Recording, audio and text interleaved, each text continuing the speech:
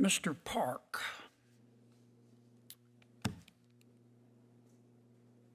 would you lie to this committee to get confirmed? No, Senator. You just did, didn't you? I don't believe so, yeah. I've spent a lot of time studying your record. You're a bright young man. You're an activist, aren't you? Senator, I don't think that's a fair description of my record. Okay. You have a history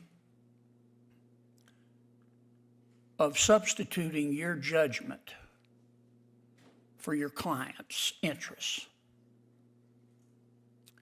My impression of your record, and I've studied it carefully, is that when you think you're smarter and more virtuous than your client or the law,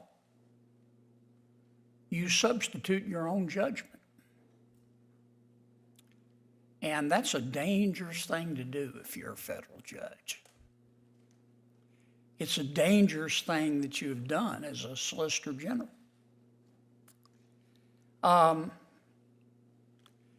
Berger v. North Carolina, State Conference of the NAACP. The North Carolina legislature, elected by the people, passed a voter ID law. NAACP, as is its right, filed suit to challenge it.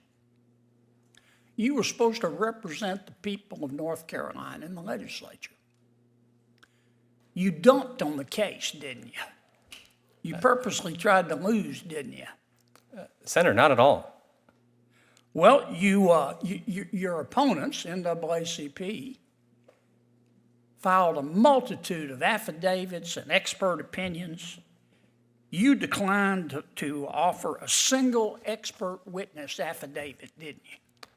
Well, Senator, let me clarify. I had no role in the trial proceedings. I'm an appellate lawyer. Did you and your office decline to file any affidavits whatsoever? I don't recall, Senator. I believe that is accurate, but again, I was not involved in the case at the time. I checked. You didn't. The district court ruled for the NAACP. You didn't seek an injunction or a stay, did you?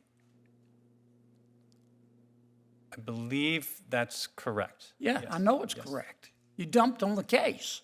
Senator, I don't think that's a fair characterization of what happened. I do, and I think the facts bear it out. So then you take it up on appeal.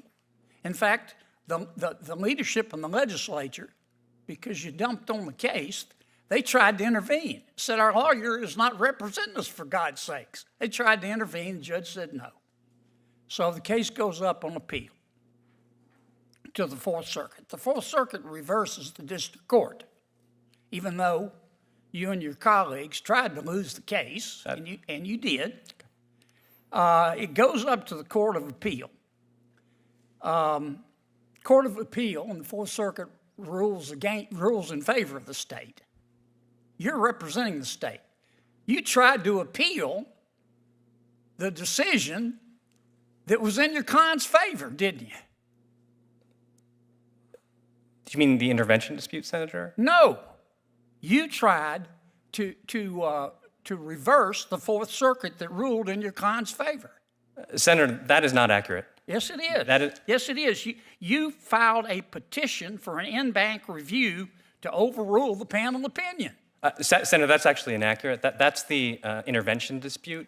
My office, there were two parallel appeals, and on the merits of the appeal, which we did appeal the non-entry of a preliminary injunction, and we prevailed on that appeal, working with the legislative defendants in that case. Okay. School funding case. You and your colleagues were supposed to represent the state in that case. Low-income school districts, as happens in most states, sued the state to force the Republican legislature to increase their funding. You're supposed to represent. What happens when a judicial nominee faces a senator who believes the truth is being bent in real time? In this tense Senate hearing, accusations fly, records are questioned, and one nominee is pushed to defend his integrity under relentless scrutiny. What unfolds is not just a debate over legal strategy, but a broader argument about honesty, maturity, and the limits of judicial power. Legislature to increase their funding. You're supposed to represent the state. You and your clients dumped on your client. You and your colleagues dumped on your client again, didn't you? Senator, as Solicitor General Brasher told this committee a few years ago, the Solicitor General does not make those decisions. Right. This is what you and your boss said, and it's your boss's words, but I didn't see you objecting. He said, "Today, quote, I'm gonna quote, today, lawyers from my office are arguing that we must invest more money in our public schools so our students can get sound, basic public education." Y'all dumped on your client. You did the same thing. You refused to represent the state of North Carolina in defending the law with respect to abortion, too, didn't you? Senator, I had no role. You knew nothing about it. Well, I was aware of it happening, Right. Okay. Senator, the Attorney General. Look, you're a smart young man. My esteemed chairman's going to cut me off. But you can't. I know you're smart, and I know you think you're more virtuous than other people. But that's a dangerous trait when you're a federal judge. I just don't think you're mature enough to be a federal judge. I don't think you'll follow the law. I think you'll try to bend the law to what you think is right. And that undermines our federal judiciary. And I don't think you've been candid with this committee. You know that, and I know that, and your record knows that. Do you want to complete your answer to any of those questions? Thank you, Chair Durbin. On the voter ID dispute, I think that's a helpful illustration. I had no role in the trial court proceedings. I don't even believe I was updated as the litigation in the trial court was happening. But when we had an adverse order, my role was to play a part in authorizing the appeal. I did authorize the appeal, and lawyers in my office prevailed in vacating the injunction against the voter ID law that had been entered by the district court. There was a side dispute on intervention as to whether the legislative leaders should have been allowed to intervene. I think 2 points there. We never opposed their right to intervene. I told the Supreme Court that in a brief that I signed, that we do not oppose their right to intervene.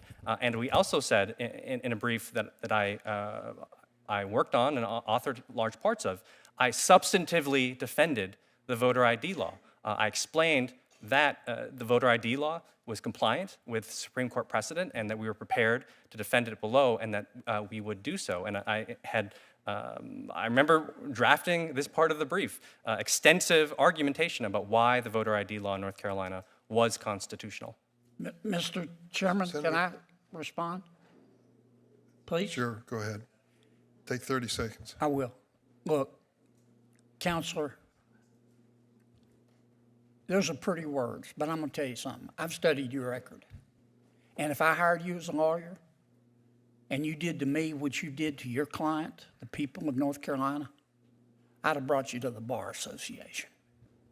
I'd have filed a complaint against you for violations of the Code of Ethics. Now recognize Senator Ossoff, and I apologize for favoring Senator Butler as usual. You should have been. If you enjoyed this breakdown, don't forget to like, comment, and hit the subscriber button for more political showdown.